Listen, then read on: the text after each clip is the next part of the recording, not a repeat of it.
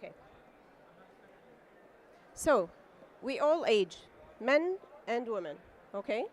But aging is usually at the same rate with men and women, but at certain age, when we start to get into menopause, okay, this process accelerates in females. So we need to know that in order to do the measures to decelerate this process, in order to prevent or slow down the aging, okay? Now, usually the age of menopause is between 40 to 50 years of age, okay? Now, what is menopause? It is the time when there are natural hormonal changes that happen. And it is natural, don't let anyone tell you otherwise, okay? We just need to know how to deal with it. Now, most often it's between 40 to 50 years of age, but lately doctors have been seeing earlier signs of menopause in women at the age of about mid-30s, okay? So we need to educate ourselves because we have sisters, we have mothers, we have daughters that we need to understand and know what are the signs in order to detect it early and intervene, okay? Now, what are the symptoms of menopause? We all know the one and only, the hot flashes, all of us know it, but there's more to it, okay? So we usually experience thin, dry skin. And when I talk about skin, I also need to stress about the hair, because the hair is the same system. It's part of the skin. So when you have dry skin, you need to look at the hair also and treat it, okay? Insomnia. Insomnia is very bothersome, and a lot of us start to get insomnia at the age of menopause. Memory problems also, and weight gain. Now, with weight gain, it is like a vicious circle, because some patients or some females, they get weight gain, they increase in weight, and this will trigger the process of menopause. It will change the hormones. So we need to take a note of that, okay? And even at menopause, weight gain can be very important because during menopause, we cannot lose the weight as easy as it was before, okay? Now, why is menopause important for someone like me? I'm a board-certified dermatologist, but I'm also an esthetician. So I do cosmetic procedures, and a lot of my patients ask me about those changes. So let's see here. It is important because there are structural changes that happen during the aging process that accelerates during menopause, okay? So people think that only skin changes happen during menopause, but in fact, it is something much deeper. And when I say deeper, I mean it is the deeper structures that also change. So we have the fat layer, or the facial fat pads, and we also have the bones. So all these undergo changes during menopause. What are the signs of facial aging? We get flatter face, okay? And we get sagging of the jawline, and we get deep nasolabial folds, deep marionette folds, and we get hollowing under the eye, okay? And also we get thinner lips. As we age, the lips usually tend to invert and become thinner, okay? Now, skin changes. Let's talk deeper into skin changes. So majority of the females that come to my clinic are young to middle-aged females that are starting to get the signs of aging because the skin starts to age earlier. And these signs are loss of collagen. We lose two important proteins in our skin, and these are collagen and elastin. Now, collagen gives the strength to the skin, okay? And elastin gives it the elasticity. So if we lose that, we get weak and non-elastic skin. Now, what can you see in this photo also? What are the changes that you can detect? We can see color change, right? We can see pigmentation, uneven skin tone. We can see those wrinkles starting to form in the forehead. We can see changes in the eyelids. You can see the eyelids becoming saggy, okay? And wrinkly in here. You can see the pores very obviously. Why? Because the pores, they widen because of the laxity of the skin. When the skin becomes lax, when we lose collagen, the pores become wider, okay? We can also see broken capillaries. Now, broken capillaries can also be a sign of sun damage. And the sun is the #1 enemy to the skin. And it's the #1 aging factor. And it's something that we can avoid by using sunscreen, protecting our skin.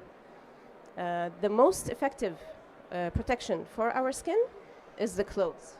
It's 100%. You cannot find a sunscreen that is 100%. The maximum is 50, SPF version, okay? If you can see, the fat pads are very smooth and aligned together. There are no separation between them, and they are all in the same level. While on the right side, you can see that we have lost part of the fat. So what happens during menopause is redistribution of the fat, which means we will lose fat in some areas and we will gain fat in other areas. So let me show you where the areas that we will gain the fat. Can you guess the areas we will have more fat? It's right here, the nasolabial folds. That's why we get this deep folds. The jowls, we will have more fat in this area, and the double chin, okay?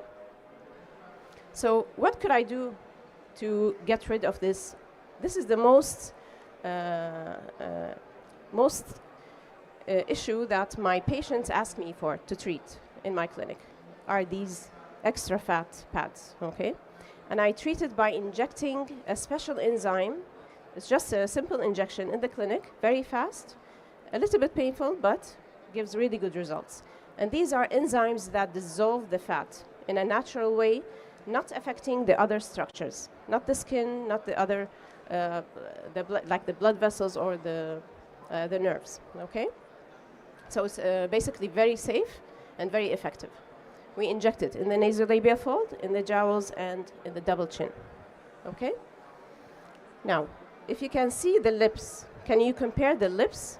If you can see how the volume loss happened after menopause, okay?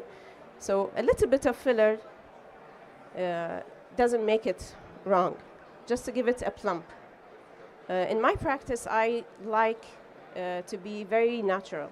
If you can see my Instagram pictures, at the end I will show you my Instagram, you will see how natural the results are. We don't have to go overboard, okay? So, treatment. How can we give back the volume that we have lost? We can use dermal fillers. I can use your own body to treat your fat pads. I can use the PRP or PRF. So PRF is the newest generation of the PRP. And nowadays, we are using the PRF rather than the PRP just because it has no other chemical than your own blood.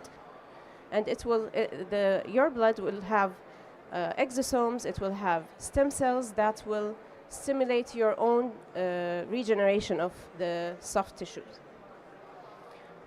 Now, we talked about the fat dissolving injection.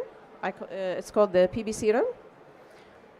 We also have the biostimulators. The biostimulators, I'm sure many of you have heard of it by now.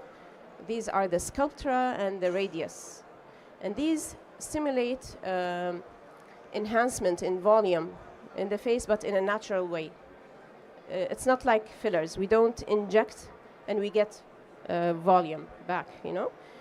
We have to wait for your own body to stimulate collagen in order to get back that volume loss. Now, the last option is fat transfer. And this is a surgical option because you have to undergo liposuction in order to get fat transfer in the face. Okay? So this is a plastic surgeon job. Let's see what the facial bone changes are. Now, another part of aging is bone resorption. And what is bone resorption? Bone resorption means that our body is basically breaking down our bone bit by bit and absorbing it. We are losing calcium, mainly minerals, okay? And we need to slow down this process, and I will teach you how. Now, so our tissues, imagine if you used to have the volume due to the bone and it has gone down, okay? So you have loss of volume due to the bone. You will no longer have a steady base to hold the tissue. It's like having extra heavy tissue, okay, that is sitting on a smaller base, which means sagging, okay? That's why we have sagging of tissues. Now, the treatment of this is to start early. Start with a healthy diet. Increase your consumption of green leafy vegetables, because this is where the calcium, this is where the vitamins are, okay? So, healthy diet, stay away from junk food. Exercise, of course, exercise is good for bone health. If you're doing exercise, it doesn't mean you're just helping the bones of the body and not the face. The face will also get good results, okay?